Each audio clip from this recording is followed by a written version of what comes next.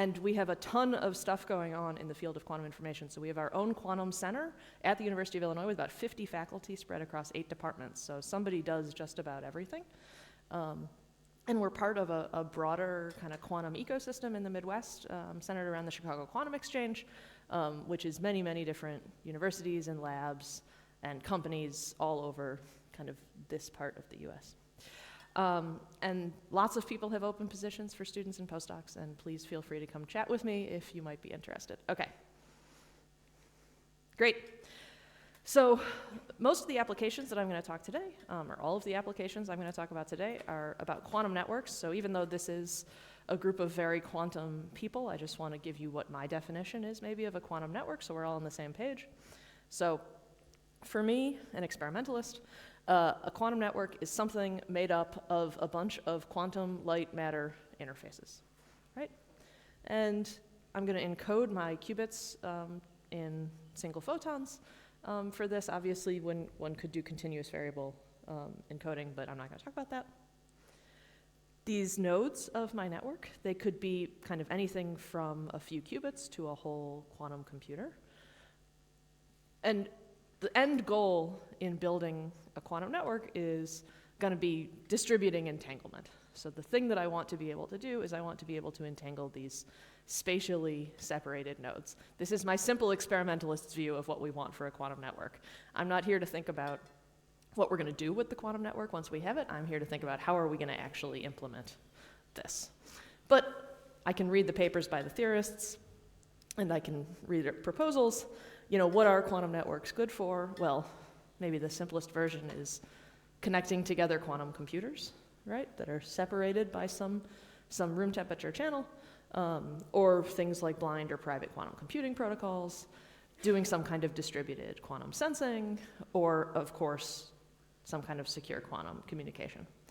So for today, I'm also going to talk about these links always as being in the optical regime rather than the microwave. I know we heard a nice talk about potentially using microwaves to distribute information in quantum networks, but we're going to focus today on optical, where we don't have to deal with the black body occupation of the mode. If we can make single optical photons that are encoded with our qubits, that is then, you know, sufficient to send them as long as we don't get lost. Okay. So why is this hard? Why don't we already have quantum networks?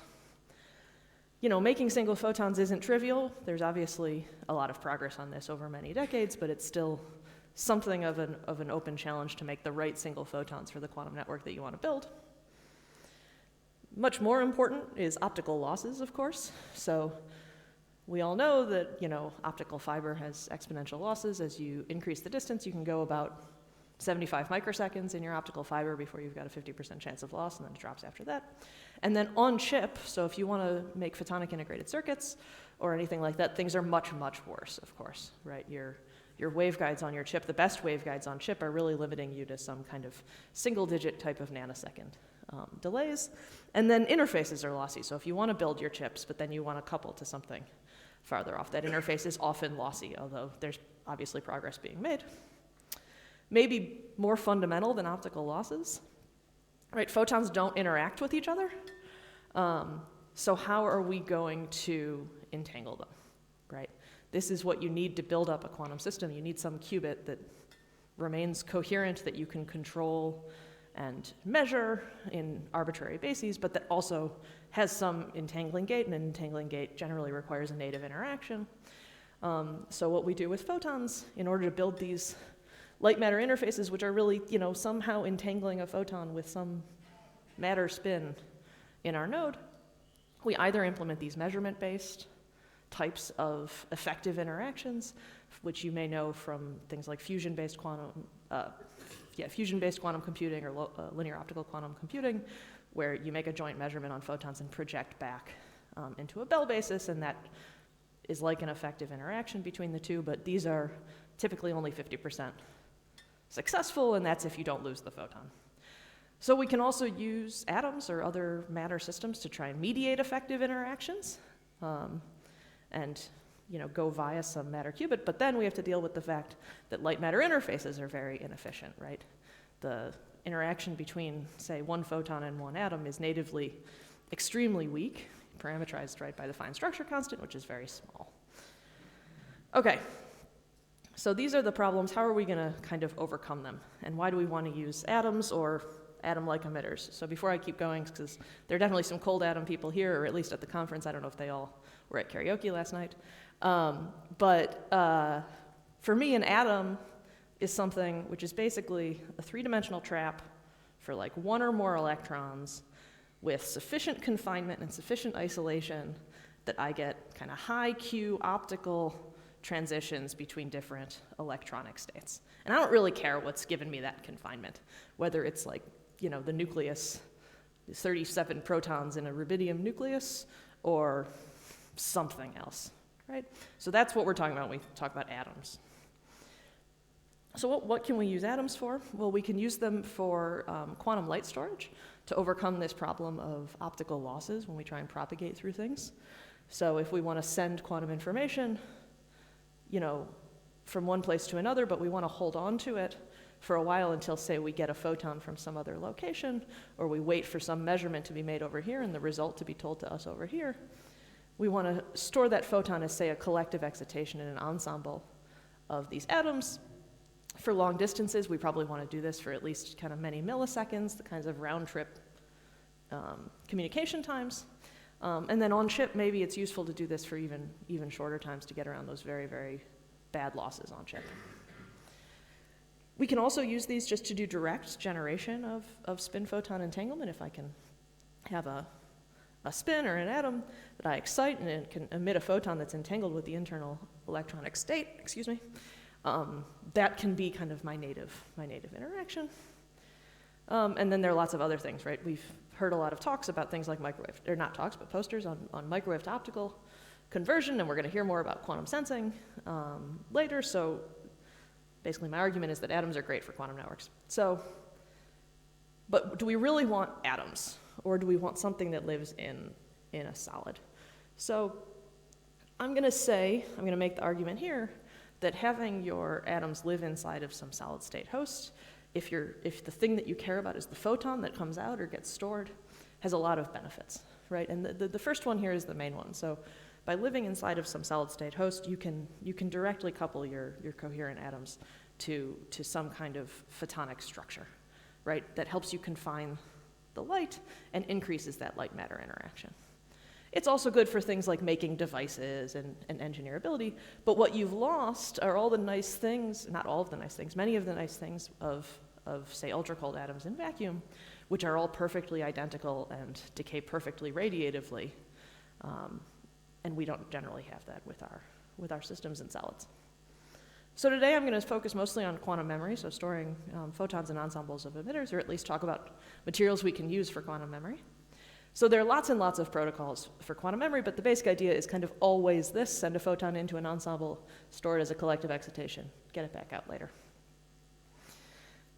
So what do we care about for this? We care about how long we can store it, how efficiently we can store it, and how broadband of a photon we can store. For the longest storage times, what we want to do is we want to store as some kind of spin wave type excitation on some low-lying, typically spin transition, which can have very long coherence times that we address by some kind of two-photon optical transition. But as it turns out, often it's much simpler to implement some kind of storage directly on some relatively long-lived optical transition, although these are typically limited to kind of milliseconds or less, because in this case, often we have trouble with things like optical depth or bandwidth, whereas here we can kind of use lots and lots and lots of atoms and get lots of bandwidth at the expense of storage time. Okay, so what do we want out of these atoms that we're using? So we want them to be as much like real atoms as possible. We want them to have kind of very identical coherent radiative transitions, and that means that their interaction with whatever their host environment is, we want that to be minimal, either by making the host very quiet or making the atom have kind of a minimal interaction. It also means we basically always have to operate at least at kind of 4 Kelvin type temperatures, because phonons, optical phonons, are going to be a problem. The whole idea here the reason I proposed, right, doing this was to integrate these into photonic structures to increase that light-atom interaction, so we want to be able to do some kind of nanofabrication. It's nice if we have some very long kind of spin qubit that we can use for this long-lived quantum memory, and there, maybe lots of other things that we want as well, right? So how are we going to achieve this? So there are people here who work on putting rare earth atoms in silicon, I know, right? Silicon and then diamond. We're going to hear about, I think, diamond in a few talks. These are hosts that are particularly quiet, right? You can get very, very nice crystals with, if you isotopically purify them, very, very few nuclear spins. So you've got this kind of very quiet environment that's almost like vacuum, and that gives you your almost atom-like properties. And you can do things like nanofabrication. So this is why, those fields are huge, right? But what we're going to talk about today is using rare earth atoms, because lanthanides are kind of the most like atoms regardless of the host that you put them in. And again, there's some people here who know this very well, but this is for everybody else, right? The basic idea that we care about rare earth atoms, and the reason why kind of anyone who uses rare earth atoms uses them, the reason they make good lasers, I assume, though I don't know the reason that they make good high-temperature superconductors, is this shielding effect, right? So you've got this partially filled 4F shell. This is just the same plot, two different ways, which is shielded by these full 5s and 5p shells that sit outside of it. These are the radial wave functions versus the distance from the nucleus.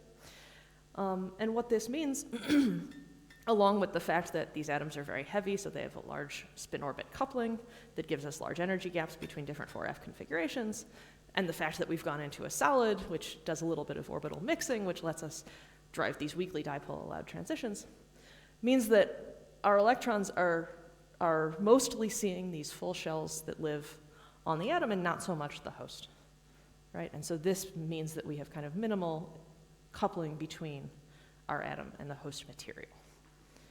So we end up with very radiative transitions that are reasonably homogeneous. So the atoms are reasonably similar to each other, although there is still quite a bit of inhomogeneous broadening. We end up with kind of atom-like behavior, by which I mean like non-interacting atom-like behavior, even at very, very small separations between the atoms and at very, very high densities, so that we can make kind of compact things. It also means that the host doesn't matter a whole lot. It does matter. But there's a wide range of hosts that are suitable, which is nice. And then the real reason is that the measured coherence times in these systems can be extremely long, right? So a 6-hour coherence time has been demonstrated on the spin transition, for instance, in europium, which is what everybody is very excited about. Right, so just to be clear, the fact that these things are very atom-like is good for things like getting lots of optical depth and efficiency for our memory or whatever it is we're doing. The fact that they can live at these high densities is good for kind of making devices and then maybe eventually for entangling them. The fact that they can be hosted in many different materials makes photonic integration, right, better. We can choose our host material for whatever property we want. And then finally, right, the fact that they have long coherence times is the whole reason that we go down this path. Okay, why doesn't everybody work with rare atoms in solids? Well, I don't know. No, but there are probably quite a few reasons. They're complicated, so because they have many electrons, they've got lots and lots of different radiative decay channels, and they in general don't have cycling transitions, which can be a little inconvenient.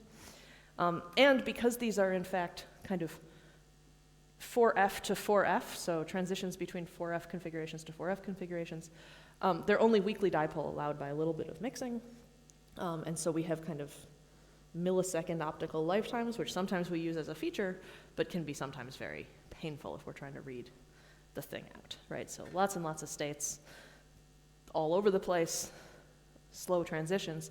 Plus, I said they were reasonably homogeneous, but in fact, there is still some site-to-site inhomogeneity in the energy of that optical transition due to defects and strain in the crystal.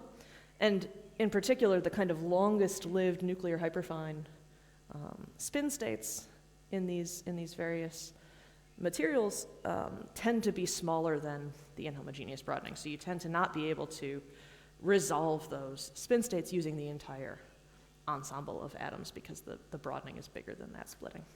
Even though on an absolute scale, the broadening is not so big. So what does this mean? Well, given the weak emission, we either have to use a lot of atoms, or we have to couple them to some kind of photonic structure, a waveguide or a resonator, or both, right? And then given this challenge here, basically it's telling us that you either have to, if you're going to build a quantum memory, you either have to pick out some very small sub-ensemble of your atoms in order to resolve that spin transition, which means you've kind of killed your optical depth and your bandwidth, or you can use all the atoms, but you don't get to use the really long-lived spin transition. So there's this trade-off between the storage time and the bandwidth and the efficiency of your memory. Okay, so now, anyone who's been ignoring me because you knew all my introduction, if you would like to start paying attention now, you can, because I'm going to start talking now about some of the work that we're doing in my lab. So I'm going to talk about two different projects that we're working on, growing and characterizing new materials that reduce that optical inhomogeneity to try and resolve these spin states and do some interesting physics. And then also looking at photonic integration in host materials that are particularly suited for that. So reducing the optical inhomogeneity. So the main source of disorder in a rare earth doped crystal is the rare earth dopants. May or may not be obvious. But what happens is these dopants come in, they replace, in our case, and in many cases, yttrium. This is europium. So europium replaces yttrium. They're slightly different size. And that slightly different size means that there's a little bit of distortion in the crystal. And for every europium atom in the crystal, the local distortion field, the microscopic distribution of other atoms in the crystal is slightly different. The distortion is slightly different. There's some different electric field which shifts the transition. And so we get this big inhomogeneous thing, and our atoms live in different frequency classes. So we could take the doping to 0, and that would reduce that source of disorder, but we would also lose all of our atoms. But it was shown a number of years ago by the group in Australia that what if you take the doping to 100%? That also reduces this disorder, right? The challenge here is you don't want your atoms to be too close together because then they won't really be behaving like isolated atoms anymore. So you have to find some kind of crystalline material where the nearest neighbor spacing between your europium atoms is relatively big on some kind of solid state scale, but still small on an atomic physics scale, in order to resolve the low-lying spin transitions and reduce that optical inhomogeneity. Okay, so we wanted to do this. We wanted to study a variety of different materials to try and understand better kind of what was really going on here and see if we could find some materials that were particularly well suited for this. So doing this with a real material scientist, which is very convenient because I am not a real material scientist. So Daniel Shoemaker is a professor in the material science department at Illinois. We're looking mostly at europium, and we're trying to find these crystals with this kind of large spacing and that we can synthesize with low defects. So we started with MOFs,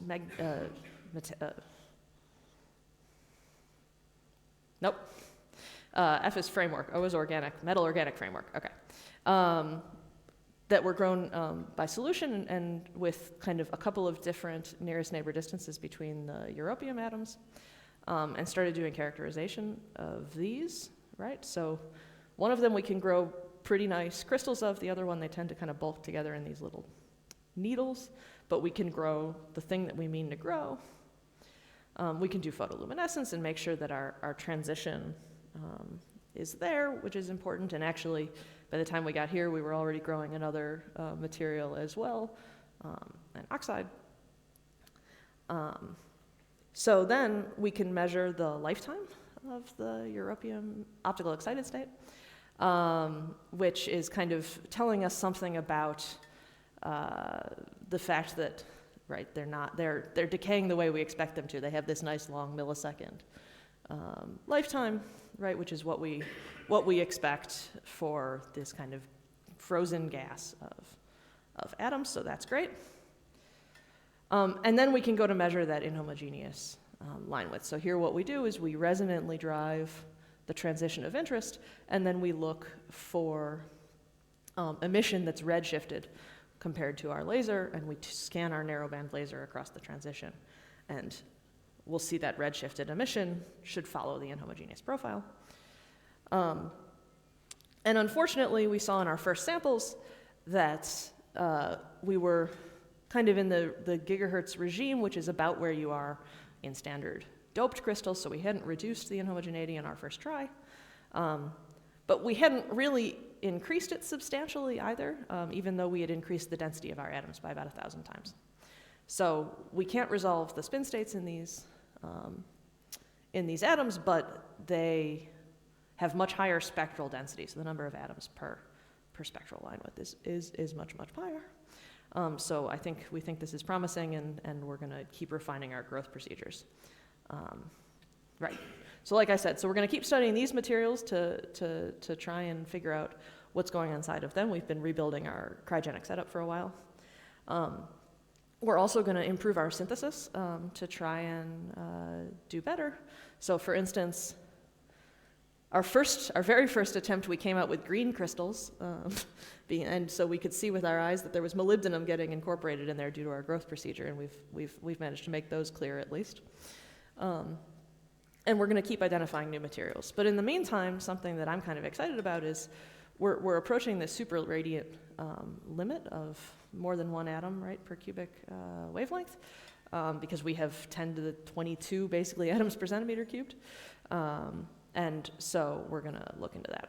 Okay, in my last couple of minutes, we're going to talk about lithium niobate. So, right, photonic integration in thin films is a lot easier to do than photonic integration in bulk. And in particular, thin film lithium niobate is a platform that's come online the last several years that's very exciting, and it can be doped with rare earth atoms. So this is started as a collaboration with a group at the University of Maryland. So we made these waveguides in thulium-doped lithium niobate that was about 300 nanometers thick.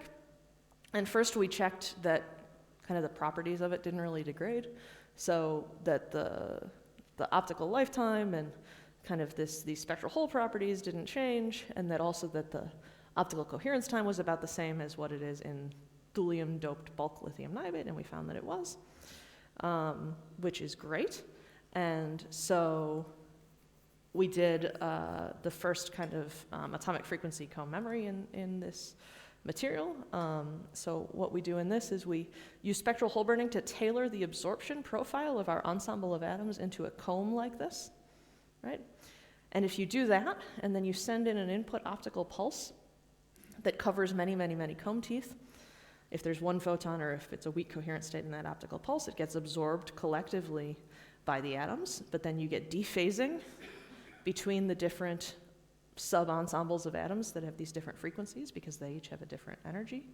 But at a time equal to the inverse of the spacing between these, each one of these sub-ensembles will have made an integer number of round trips around in phase. Everything will come back together. You'll get a macroscopic polarization, and you'll get an echo back out. So this is the atomic frequency comb protocol for quantum memory. It's kind of like a programmable quantum delay line in this way. So we did this. We made a comb-ish. We made a comb. This slope was actually had to do with how we measured it. But we have a finesse of about 2 here, right, in terms of the fraction in the comb. And we tried programming in a few different delays, and we could certainly see delays, though we saw a much faster fall off than our measured coherence time due to the fact that as we tried to make a comb with closer spaced teeth, the comb got worse, right? So this is an extra complication in doing this kind of memory. But like I said, the loss that you get in a waveguide on a chip is such that you couldn't delay an optical pulse for, say, 250 nanoseconds in a waveguide on a chip in any other way because the losses would be too high if you just tried to make a very, very long waveguide that propagated for that amount of time. So what we're doing now is switching from thulium to erbium for a variety of reasons, and we're going to do this in resonators instead of waveguides, and so these are some of the first results out of my lab with some of our first resonators in our erbium-doped lithium niobate, and we're getting close to 1 million Q in these, which is exciting. So I think I'm basically out of time, which is good because this is my conclusion slide. Hopefully maybe you've taken away that if you care about the light rather than the atoms like you do for quantum networking, then these kind of solid state emitters have a lot of benefits, and rare earth atoms in particular have a lot of benefits. And one of the things that in my group we really like is using the fact that the rare earth atoms are somewhat insensitive to their host material to design different systems for different applications. All right, so here's the group. And here are the people who did the work that I presented today. And if you're interested in coming to Flatland in central Illinois, come talk to me because we've got positions available. Thank you.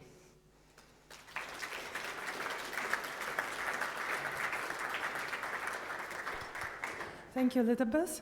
So let's go to the questions. Anyone in the audience? Yeah. Thank you for this nice overview talk.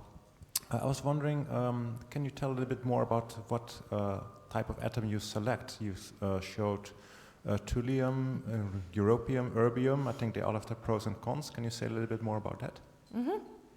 So, right, I'm just coming here, right? So, because you've got these partially full 4F shells, the atoms are relatively similar in a lot of ways, but they have simply different colors, right, different wavelengths that you might use. And then also they can vary a fair amount in the lifetime of the optical state from, say, like 100 microseconds for praseodymium to like 10 milliseconds for erbium.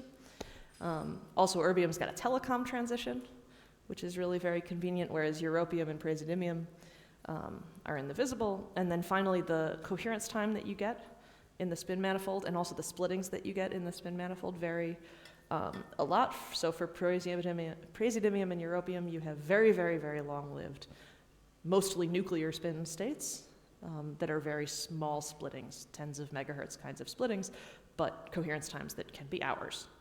In, say, erbium and ytterbium, you can have bigger spin splittings, especially if you isotopically purify to use the ones that have a nuclear spin, so you have hyperfine states. But the upper limit on the coherence times is probably quite a bit shorter, though it could be. It's been shown actually in erbium out to a second, so still pretty reasonable. Does that answer? Yeah? Yes, thank you. Okay, any other questions, more? Maybe I have one. So you showed in the beginning, you have the crystals with europium, right? You did not show T2 measurements so far, right? You didn't try. What is your expectation? Because let's say in another material, europium has shown this record long storage time of 6 hours. So what is your expectation for this crystal? Yeah, that's a good question. So we don't expect 6 hours, right? And that's going to be because at 4, or certainly 4, but even 6 angstroms, right, apart, we are going to be dominated by dipolar interactions, even though these are nuclear spins, right? So the coherence time on the spin transition is not going to be nearly so long, although I do expect it to get longer as you polarize. So if you can pump all the atoms into one of their spin states, then it could be extremely long-lived, because the depolarizing effect is some kind of flip-flop. If everybody's pointed down, there's no flop to flip with, right? Yeah. So yes, but I do expect it to basically be limited by that effect, yeah. Any more questions? No? Then thank you very much, Elizabeth. And if you still want to discuss, please catch Elizabeth at the coffee breaks and the lunch.